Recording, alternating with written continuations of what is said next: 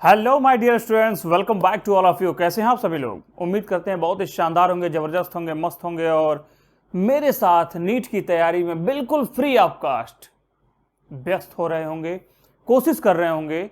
और अभी तक लेक्चर नंबर 2 हमने ऑलरेडी बता दिया है, रिलीज कर दिया है आपके लिए। और आज है लेक्चर नंबर 3 का दिन। आज है थोड़ा सा बड़ा टॉपिक कवर किया जाएगा, क्योंकि इससे नीट में बेटा 101% क्वेश्चन आते ही आते हैं। अगर आपको आज का बेसिक कंसेप्ट समझ में आ गया तो हम नेक्स्ट डे पे एडवांस कंसेप्ट चला के इसके जितने भी क्वेश्चंस हैं उसको अप्रोच हम समझेंगे कि आज तक नीट में किस तरह के सवाल आया और क्वेश्चन का तरीका क्या था, है ना। वो तरीके पर हम लोग काम करेंगे। आपकी और हमारी कोशिश है कि हम लोग आपस में मिलकर एक ऐसे परफेक्शन की तरफ बढ़ें कि जिसमें चूक कहीं ना हो, है ना। अक्सर हम लोग करते क्या है ना कि पहले इतना ज़्यादा थियरी पढ़ लेंगे, इतना ज़्यादा पढ़ लेंगे कि उसके एप्लीकेशन पार्ट को ही कवर नहीं कर पाते हैं, है ना। लेकिन आज हम लोगों के पास एक ऐसी टेक्निक्स है, ऐसा तरीका है जिससे केमिस्ट्री के 50 में से 50 क्वेश्चन का जो टारगेट है वो लेके चलना है और वो हमें अचीव करना है। वो कैसे होगा? बस दिन प्रतिदिन, एक एक दिन, हाँ, पढ़ाई से होने वाला है ना। तो एक एक दिन की स्ट्रेटजी बनाइए और हमारे साथ जुड़ जाइए। बाकी लोग जो अभी जुड़ रहे हैं, जुड़ने की कोशिश कर रहे हैं, उनको जरूर लाइक शेयर करके ये बात जरूर बता दीजिए, ताकि वो लोग भी फ्री ऑफ कास्ट केमिस्ट्री की बिल्कुल फ्री की तैयारी आपके साथ मिलके जो हम करा रहे हैं वो कर पाएँ, तरीका सीख पाएँ, अप्रोच सीख पाएँ कि हम क्वेश्चन को कम समय में कैसे सॉल्व करें, है ना। बस इतना ही आना चाहिए। तो चलिए आज का लेक्चर शुरू करते हैं। इसी के साथ आज का थ्योरी है केमिकल बॉन्डिंग का सबसे इंपॉर्टेंट। और एक बात और बताना चाहूँगा कि अगर आपने लेक्चर नंबर 1 और 2 मिस कर दिया तो बिल्कुल निराश होने की जरूरत नहीं है, क्योंकि डिस्क्रिप्शन में आपको लिंक मिल जाएगा, वहाँ से आप जाकर आप पहले लेक्चर 1 और 2 जरूर देख लीजिए, जिससे आपको आज के लेक्चर को समझने में बिल्कुल भी समस्या नहीं आए। ठीक है, शुरू किया जाए। हाँ सर, अब तो शुरू कर ही दिया जाए, क्योंकि अब है पढ़ाई का असली मजा। Valence shell electron pair repulsion, नाम तो आपने सुना ही होगा। हाँ सर, नाम तो सुना है, लेकिन वो क्या है ना कि कंसेप्ट थोड़ा सा ज़्यादा जानकारी मिल जाए तो काम बन जाए। तो देखो, मैं यहाँ लिख रहा हूँ वैलेंस शेल, और इसको लिख देता हूँ इलेक्ट्रॉन, इसको लिख देता हूँ पेयर, और इसको लिख देता हूँ रिपल्सन। अच्छा, एक बात मुझे जो पूछनी है आपसे, आपको रिपल्सन का मतलब क्या समझ में आता है? ये छोड़ दो, ये तो जानते ही होगे वैलेंस शेल क्या होते हैं, ठीक है, इलेक्ट्रॉन क्या है, पेयरिंग क्या है ना। रिपल्सन, रिपल्सन का मतलब क्या होता है? झगड़ा। झगड़ा कभी किया? हाँ सर किया था, क्लास में भी करता था। उसके लिए सर, किसके लिए? हाँ सर, जिसमें रब दिखता था। अरे रुक जाओ, है ना, घूम फिर के वहीं पहुंच जाते हो। हमने ये कहा झगड़ा अक्सर देखते हैं, झगड़े से क्या होता है? परेशानी आती है ना। तो क्या होता है ना, कंपाउंड भी जब आपस में मिलते हैं, ठीक है, जब मिलते हैं तो उनमें भी झगड़ा होता है। किसको लेकर? स्टेबिलिटी को लेकर। यानी दुनिया में जितने भी कंपाउंड क्या होना चाहते हैं? स्टेबल होना चाहते हैं। और स्टेबिलिटी गेन करने के लिए वो इलेक्ट्रॉनों को या तो तोड़ेंगे, जोड़ेंगे, या फिर शेयर करेंगे, है ना, या फिर एक ज्यादा होगा एक कम वाले को डोनेट कर देगा। इन्हीं तीनों को तो अभी कल हम समझे थे, है ना, आयनिक, कोवैलेंट और कोऑर्डिनेट। इन तीनों को क्लियर हो गया था। आज हम इसी को समझेंगे कि आखिर में रियल ज्योमेट्री क्या है, कैसे valence shell electron pair repulsion के थ्रू हम किसी भी कंपाउंड की ज्योमेट्री और शेप को डिटरमिन कर सकते हैं, है ना। अब इसको समझने के लिए क्या है, सबसे इंपॉर्टेंट बात अगर मैं आपको शेयर करूं, बचपन में आप जरा याद करिए, क्लास किस में थे आप? 10th में। 10th में कहा जाता था कि बेटा मीथेन को अगर हम स्ट्रक्चर बनाए CH4 को तो कैसे बनाया जाता था? ऐसे बनाते थे, है ना, प्यारा सा स्ट्रक्चर CH4 का ऐसे बन जाता था। तो क्या लगता है कि CH4 रियल में ऐसे है? नहीं, CH4 की स्ट्रक्चर या ज्योमेट्री इस तरह से नहीं है। लेकिन हमने 10th में इस तरह पढ़ा था सर, पढ़ा था टॉप भी कर गए सर CH4 ये पढ़ के। लेकिन 11th में आया तो क्या पता चला? 11th में पता चला कि नहीं, CH4 कुछ इस तरह से दिखता है ना, टेट्राहेड्रल ज्योमेट्री होती है। अब कहानी यही तो समझनी है कि CH4 ऐसा क्यों दिखता है, वाई, इसके पीछे का लॉजिक क्या है ना, इसके बीच 109 डिग्री 28 मिनट्स का एंगल क्यों बनता है, वाई। तो ये सारी चीजें हम बैक टू बैक समझते रहेंगे। आज का जो लेक्चर है बहुत इंपॉर्टेंट है, क्योंकि आज का लेक्चर है valence shell electron pair repulsion पे। बहुत ध्यान से समझिएगा, valence shell electron pair repulsion, इसका मतलब ये है कि आपको वैलेंस शेल किसी भी एटम का निकालने आना चाहिए। दो तरीके से हम बात करेंगे। पहली जो थियरी होगी, बहुत ध्यान से सुनिएगा, पहली जो थियरी होगी, this theory is very important, this is totally depend on lone pair, LP में लिख देता हूं लोन पेयर को, एब्सेंट। पहले हम बात करेंगे लोन पेयर एब्सेंट की, और सेकंड बात करेंगे लोन पेयर प्रेजेंट की। अब ये दोनों दो बातें क्यों हैं, ये अभी आपको पता चलेगा। ये जो लोन पेयर है ना, लोन पेयर, इलेक्ट्रॉन्स के बारे में बात हो रही है।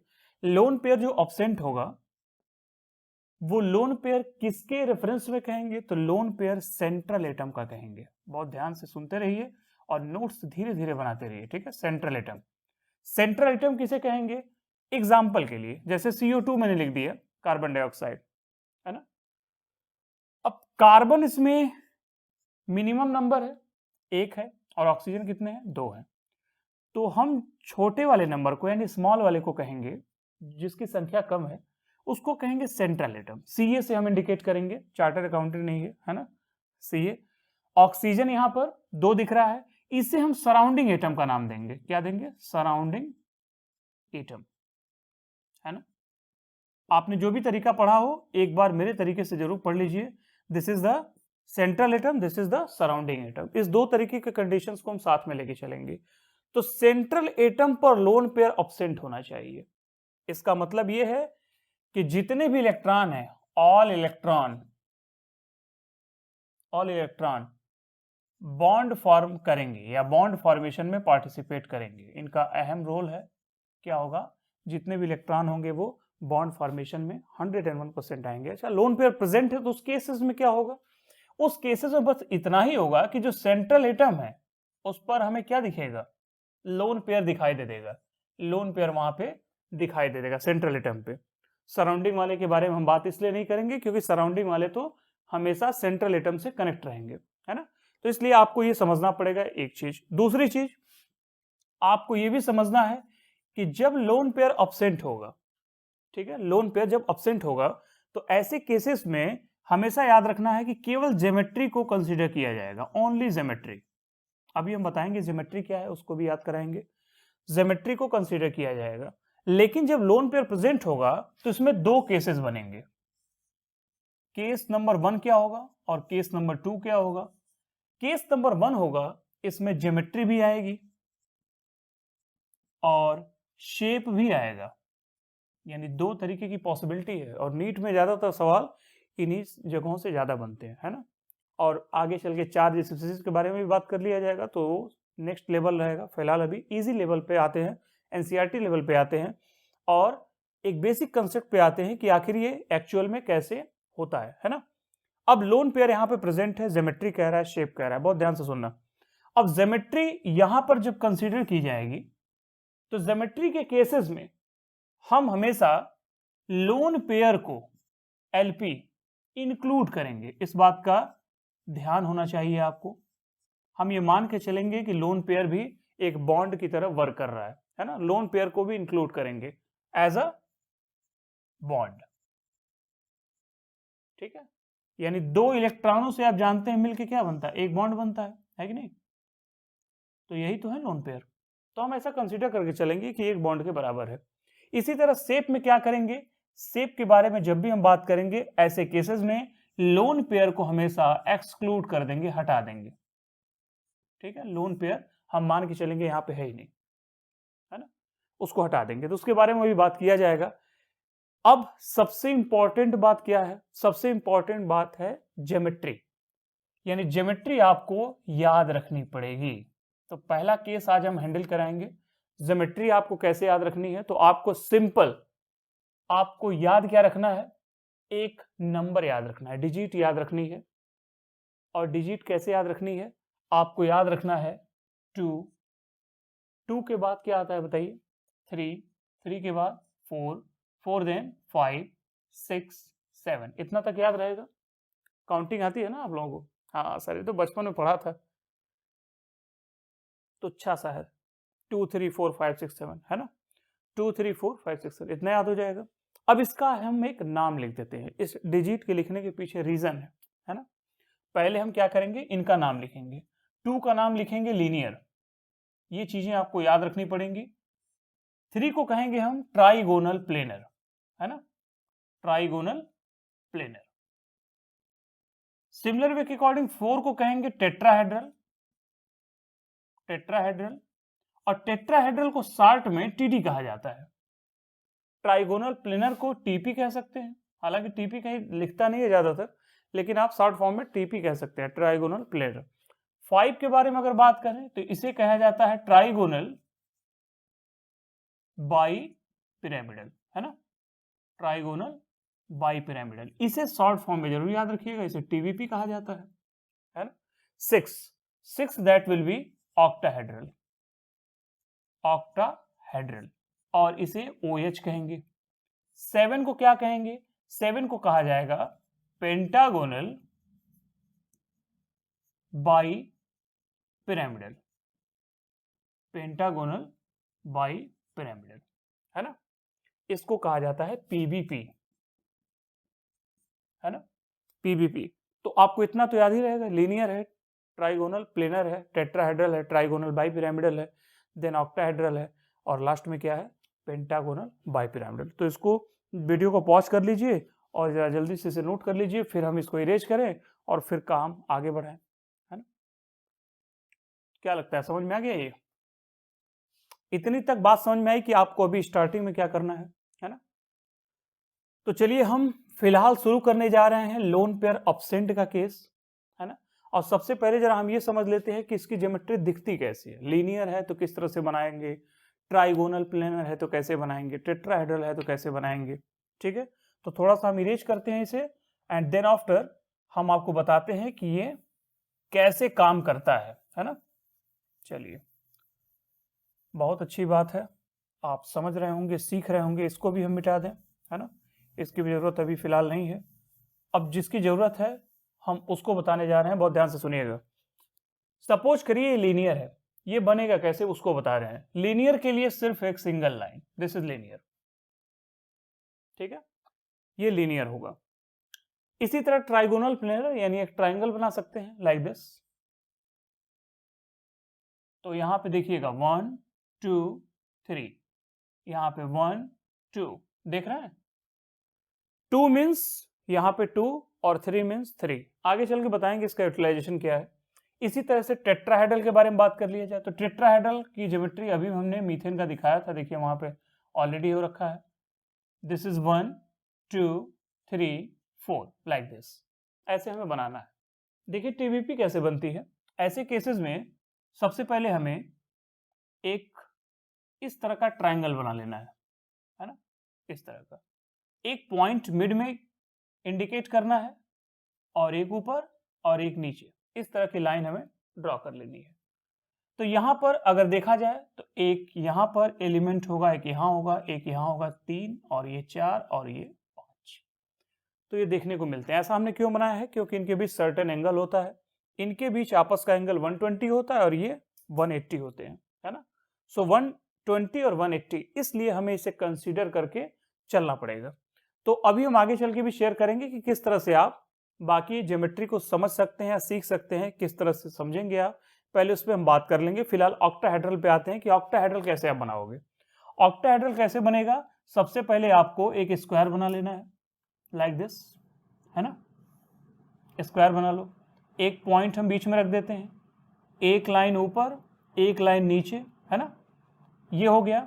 और इसके बाद सभी कॉर्नर को इसी पॉइंट से जोड़ देंगे। समझने के लिए सिर्फ मैं बना रहा हूं, कॉम्प्लिकेशन इसमें है थोड़ा, स्ट्रक्चर काफ़ी अगर मैं बना दूं तो काफ़ी हच पच आपको दिखाई देगा।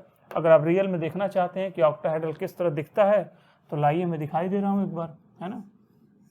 देखो यहाँ पे जो मैंने बनाया था एकदम वैसे ही है। अभी इनिशियल का हमने एक लाइन ऐसे बनाया, एक लाइन ऐसे बनाया, है ना। अब एक कैप बनाएंगे हम ऐसे, है ना, एक कैप बनेगा। इसके बाद इस कैप को नीचे की लाइन से हम मिलाएंगे और नीचे वाले को ऊपर की लाइन से मैच कराया जाएगा। रियल में तो ये है ऑक्टाहेड्रल। तो क्या आपको फीलिंग आ रही है इसमें? नहीं सर, ये तो बड़ा पता नहीं आपने क्या क्या कर दिया, कहाँ कहाँ से उठा दिया, इसीलिए मैंने कहा इसे याद कर लो, है ना, आसान है। हमें क्या करना है, नीट में स्ट्रक्चर नहीं पूछेगा, वो ये पूछ देगा कि ज्योमेट्री क्या है। तो ज्योमेट्री जानने के लिए कम से कम पता तो होना चाहिए ना, एटलीस्ट ये इस तरह बनता है, दिखता है। हाँ, तुझ में रब नहीं दिखता है, कसम है आपको नीट की। जब तक आप पढ़ाई करेंगे तब तक हाँ किसी और चीज़ों के बारे में ध्यान नहीं लगाएंगे। Okay, what about the next, pentagonal bipyramidal. उसके लिए एक पेंटागन बनाना है हमें, है ना, लाइक दिस। पेंटागन बना लिया, एक पॉइंट ले लिया, एक ऊपर एक नीचे, ऐसे समझने के लिए, है ना, पेंटागन। अब मिलाना चाहते हैं तो मिला दीजिए, 1 2 3 4, और यहाँ पे ऑलरेडी एक पॉइंट मिला हुआ है, दिस इज द 5।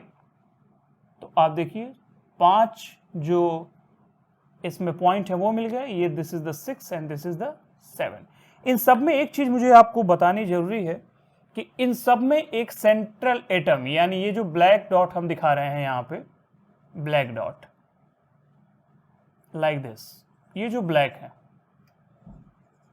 ये सभी सेंट्रल एटम के पार्ट है। अब आप सोच रहे होंगे कि बगल वाला क्या है। अब ये जो हमने नंबर 2 लिखा है ना, this is all the part of surrounding atom.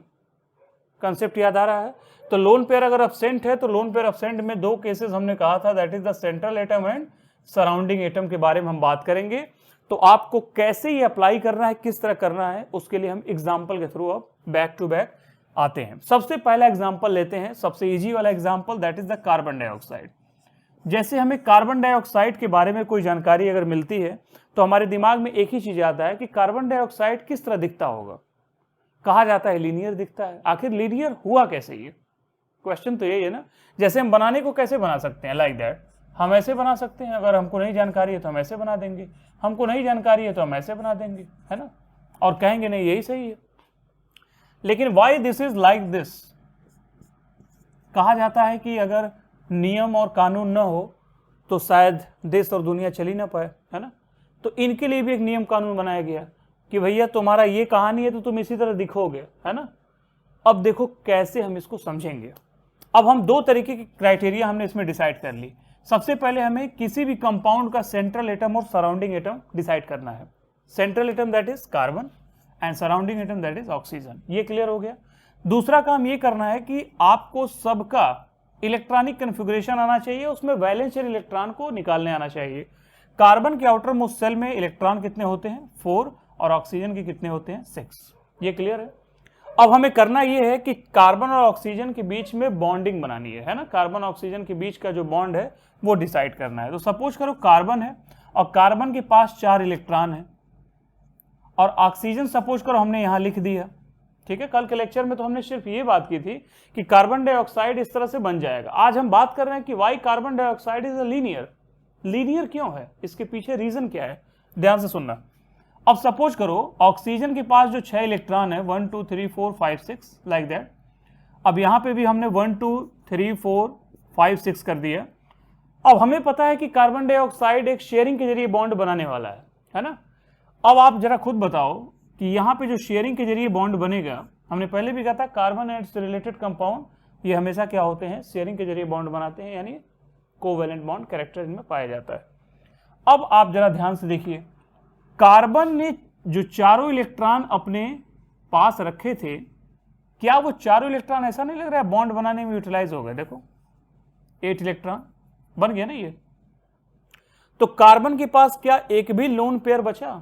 एक इलेक्ट्रॉन होता है तो उसे लोन इलेक्ट्रॉन कहा जाता है, और अगर 2 इलेक्ट्रॉन है दैट इज लोन पेयर, है ना। सिंगल इलेक्ट्रॉन यानी 1 electron that is loan electron, and उसके बाद अगर हम बात करें अगर 2 इलेक्ट्रॉन है तो क्या कहा जाएगा? लोन पेयर कहा जाएगा। तो क्या आपको ऐसा नहीं लग रहा है कि सेंट्रल एटम पे लोन पेयर एब्सेंट हो गया? है ही नहीं। अगर लोन पेयर एब्सेंट है तो आपको फिर ये ट्रिक फॉलो करनी है। ट्रिक क्या होगा कि आपको सराउंडिंग एटम को काउंट कर लेना है। सराउंडिंग एटम कितने हैं इसके? 2 हैं। ऑक्सीजन कितना है यहाँ पे? 2 दिख रहा है। तो 2 का मतलब होगा स्ट्रक्चर कैसे बनेगा? लीनियर बनेगा। समझ बात आई? 2 का मतलब स्ट्रक्चर लीनियर बनेगा। इसलिए हमने कार्बन डाइऑक्साइड को इस तरह से बनाना प्रेफरेंस दिया, न कि इस तरह से बनेगा और न ही इस तरह से बनेगा। This is the real structure of carbon dioxide. Suppose करिए इसी तरह सेकेंड एग्जाम्पल हम लेकर चलें। This was the first example and the second example suppose that हम ले लेते हैं बोरान ट्राइफ्लोराइड BF3 का। बहुत इजी एग्जाम्पल है BF3। आपको क्या लगता है कि BF3 के केसेस में क्या होगा? बोरान के सेंट्रल एटम में, यानी boron as a central atom काम करेगा, फ्लोरीन क्या होंगे, सराउंडिंग एटम होंगे। जो कम वाला वो सेंट्रल एटम, जो ज्यादा वाला वो सराउंडिंग एटम, ठीक है। तो बोरान के केसेस में आप देखिए आउटर मोस्ट में कितने इलेक्ट्रॉन होंगे, एक बोरान है एक फ्लोरीन है। बोरान में कितने होते हैं, 3 होते हैं, और फ्लोरीन में 7 होते हैं। तो हमें ये कैसे पता चलेगा कि बोरान के साथ फ्लोरीन के जो स्ट्रक्चर बनेगा वो किस तरह से बनेगा। तो हमें ये पता है कि बोरान अपना 3 इलेक्ट्रॉन, बहुत ध्यान से देखना, 3 इलेक्ट्रॉन। सपोज करो हमें नहीं पता था सबसे पहले, तो हमने बोरान को ऐसे लिख लिया। होता है ना, जैसे हम जब नहीं कुछ नियम पता होता है तो हम क्या करते हैं, सर हमन नहीं करते हैं, क्या करते हैं बताओ। अगर हमें नियम नहीं पता तो हम किसी भी तरीके से बना देंगे इसको। सपोज करो हमने ऐसे बनाया और 3 फ्लोरीन यहां रख लिया आपके समझने के लिए, है ना। और फ्लोरीन हमें पता है 7 इलेक्ट्रॉन इसके पास है, 1 इलेक्ट्रॉन ये क्या करेगा, शेयर करके अपना बॉन्ड बनाएगा। तो एक बात बताओ, क्या बोरान के पास एक भी इलेक्ट्रॉन बचा after making bond formation? No. Boron का इसका मतलब सेंट्रल एटम जो लोन पेयर था वो एब्सेंट हो गया। और जैसे ही बेटा एब्सेंट हुआ तुरंत आपको सराउंडिंग एटम को काउंट कर लेना है, कितने हैं, 3 है। और 3 मींस क्या हो जाएगा, that is the trigonal planar. इसका मतलब ये जो हमने बनाया वो बिल्कुल गलत बनाया। बनेगा किस तरह से, ऐसे बनेगा जैसे ये दिख रहा है। तो हम सेंट्रल एटम को मिड में रखेंगे लाइक दिस, है ना, और फ्लोरीन को क्या करेंगे, इस तरह से रखेंगे लाइक दिस, ट्राइंगल बनाएंगे। अब ये ट्राइंगल होगा, और ट्राइंगल में आप जानते हैं जो एंगल होता है वो कितना होता है बताओ, ट्राइंगल 120 है कि नहीं, 120 बनेगा। और ये क्या था, 180। तो एंगल मत जानिए अभी, तो फिलहाल एंगल के बारे में बात नहीं करेंगे। अभी आप सिर्फ इतना समझिए कि ये बन कैसे रहा है। अब सपोज करो जो मीथेन की ज्योमेट्री थी, अब मैं बनाऊंगा नहीं, जरा खुद बताओ मीथेन में क्या होगा। क्या मीथेन का स्ट्रक्चर ऐसा लग रहा है कि उसमें लोन पेयर एब्सेंट होगा? कार्बन के आउटर मोस्ट सेल में कितने इलेक्ट्रॉन होंगे, कार्बन के आउटर मोस्ट सेल में 4 इलेक्ट्रॉन होंगे। अब देखो ऐसे लॉजिकली समझो, पहले इसको जरा नोट कर लीजिए, जल्दी से पॉज करके वीडियो नोट करिए।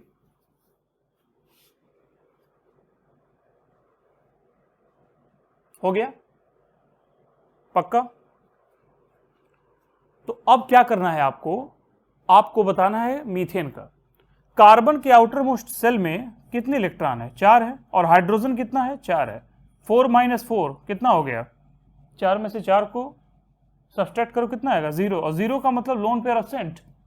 इसका मतलब ये होगा कि हमें सराउंडिंग एटम को काउंट कर लेना है। तो हाइड्रोजन कितने हैं, 4, और 4 हाइड्रोजन एटम है, तो इसका मतलब ज्योमेट्री कैसी बनेगी, टेट्राहेड्रल बनेगी। इसीलिए ये ऐसे बनता है जैसे यहाँ पे दिखाई दे रहा है ना।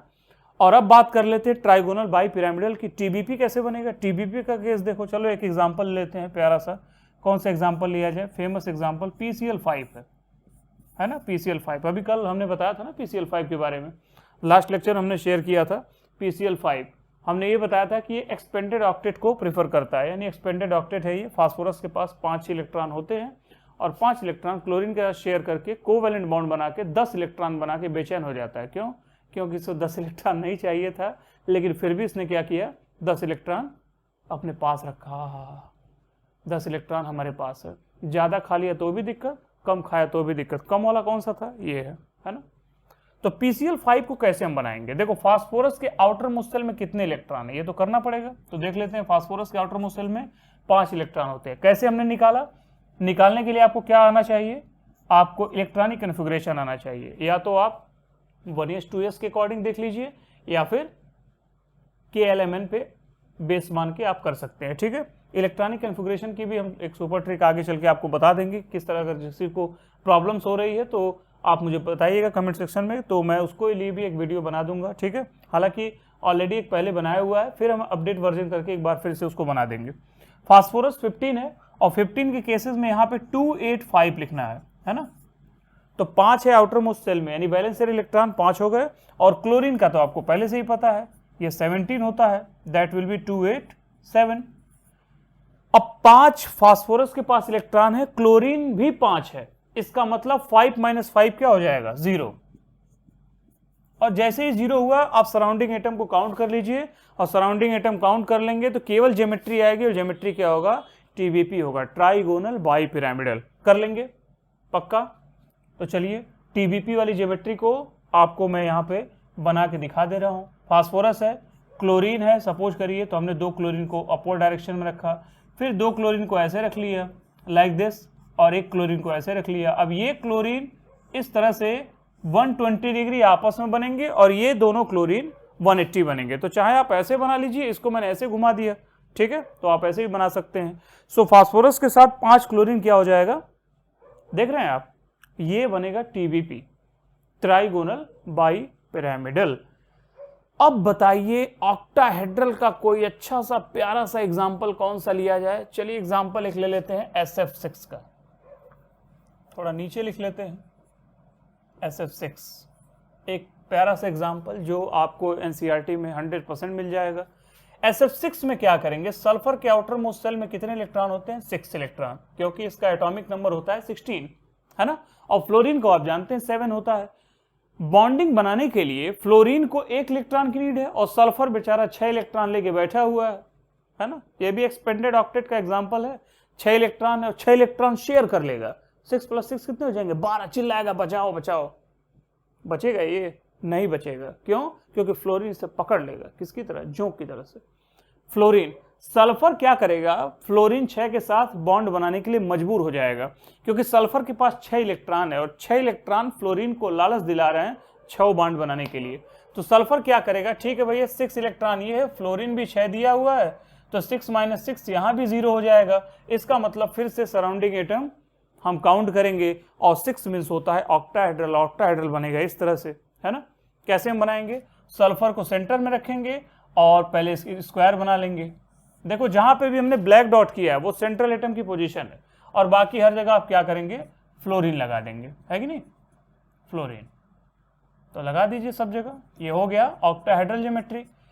एग्जाम में देखो कभी ये नहीं पूछता है कि आपको स्ट्रक्चर बना के दिखाना है, नो, मैं ये बताना चाह रहा हूं कि अगर आपको SF6 पूछ दे और कहे कि इसमें से ज्योमेट्री को मिलाइए, जैसा कि नीट में भी कई सालों से ये चीजें कर रहा है, कभी मैचिंग टाइप का क्वेश्चन दे देता है और कभी क्या करता है डायरेक्ट पूछ देता है कि बताइए इसकी ज्योमेट्री क्या होगी। तो आपको अगर ये पता होगा कि आप उस समय यहाँ तो आप पूरा ब्रीफली देख रहे हैं, एक एक चीज़ों को देख रहे हैं कि ऐसे ऐसे हो रहा है और क्लासेस चल रही हैं, तो मज़ा भी आ रहा होगा, है ना। उम्मीद करते हैं लाइक शेयर आप कर रहे होंगे और पसंद आ जाए तो ज़रूर कर दीजिएगा, क्योंकि उससे थोड़ी सी एनर्जी हम लोग को मिल जाती है और लगता है कि हाँ यार हम लोग भी डायरेक्शन में ठीक चल रहे हैं और आपके साथ कदम से कदम मिला के चल रहे हैं, है ना। देखो सल्फर के साथ जो फ्लोरीन 6 है, अब इसमें स्थिति ये है कि अगर हम, ठीक है नो डाउट इसमें हम मिला दिए बना दिए, अभी तक तो आपको दिखाई दे रहा है, एग्जाम में भूल जाएगा। एग्जाम में भूल जाएगा तो उस समय क्या याद करना है, सर ने बताया था कि सल्फर के पास 6 इलेक्ट्रॉन है, फ्लोरीन के पास भी 6 है, 6 सराउंडिंग एटम वाले हैं, फ्लोरीन 1 इलेक्ट्रॉन शेयर करेगा, इसका मतलब सल्फर के सभी इलेक्ट्रॉन यूटिलाइज हो जाएंगे, इसका मतलब सल्फर के पास कोई भी लोन पेयर नहीं बचेगा। इट मींस दैट कि सेंट्रल एटम पे लोन पेयर एब्सेंट होगा तो केवल ज्योमेट्री आती है, और ज्योमेट्री बस इतना होती है, यही याद करना है कि नहीं। तो ये है linear, trigonal, tetrahedral, trigonal bi pyramidal, octahedral, pentagonal, bi pyramidal, इतना ही याद रखना है। और अगर इतना याद हो जाता है तो सीधे हम अप्लाई करेंगे SF6 और इतना दिमाग में होगा लोन पेयर एब्सेंट था, 6 है, 6 का मतलब होगा ऑक्टाहेड्रल, तो ऑप्शन में देख लेंगे दैट इज द ऑक्टाहेड्रल, जहां भी होगा हम टिक कर देंगे उसे, है कि नहीं। तो ये आसान हो जाता है। अभी तो आप एक एक चीजों को समझ रहे हैं। इसी तरह एक एग्जांपल लास्ट ले लेते हैं आज, IF7, है ना, IF7। IF7 ये बहुत ही फेमस एग्जांपल है, नीट में कई बार पूछा हुआ है। तो IF7 को कैसे लिखा जा सकता है, अब देखो मैं इसको बनाऊंगा नहीं, आप खुद आप जज कर सकते हो, इतने अब लायक हो गए हो, है ना। आई किस फैमिली का मेंबर है, क्या लग रहा है, मेंबर किस फैमिली का है ये IF7, आयोडीन हैलोजेंस फैमिली का है, फ्लोरीन, क्लोरीन, ब्रोमीन, आयोडीन। अगर आपको आयोडीन का इलेक्ट्रॉनिक कन्फिगरेशन लिखने में प्रॉब्लम हो रही है तो फ्लोरीन का तो पता है ना। फ्लोरीन के आउटर मोस्ट शेल में जब 7 इलेक्ट्रॉन होते हैं तो क्या आयोडीन के आउटर मोस्ट शेल में 14 इलेक्ट्रॉन हो जाएंगे, कभी नहीं, क्योंकि ग्रुप में हमेशा क्या होता है, सेम होता है, इसलिए आयोडीन का भी 7 होगा।